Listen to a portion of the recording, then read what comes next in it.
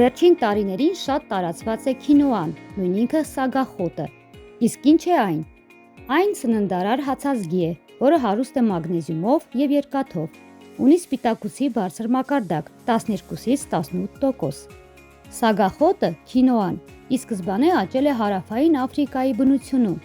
սակայն իր օգտակարության շնորհիվ հիմա տարածվել է և աճեցվում է նաև այլ տեղերում, ինչպես նաև Հայաստանում։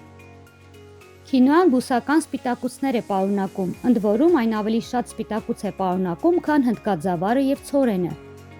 Այդ պատճառով այն պարզապես անփոխարինելի սննդամթերք է հղի կանանց, երեխաների, մարզիկների և ֆիզիկական կամ մտավոր ծանր աշխատանք կատարող մարդկանց համար։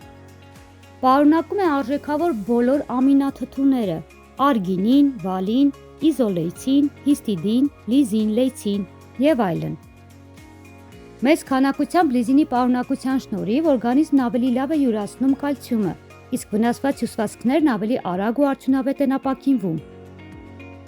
Քինոան պարունակում է նաև փոխարինելի ամինաթթուներ՝ ալանին, ասպարգինաթթու, գլիցին, սերին, պրոլին, ցիստեին, թիրոզին և այլն, ինչպես նաև ճարպեր, ածխաջրեր, հանքանյութեր, բջջանյութ, B խմբի վիտամիններ, ինչպես նաև ֆոլատներ։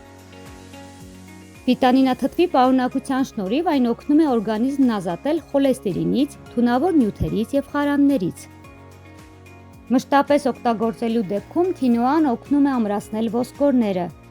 Այն նաև բարենպաստ ազդեցություն է թողնում սրտի և սրտանոթային համակարգի վրա, մեղմում է անոթների լարվածությունը,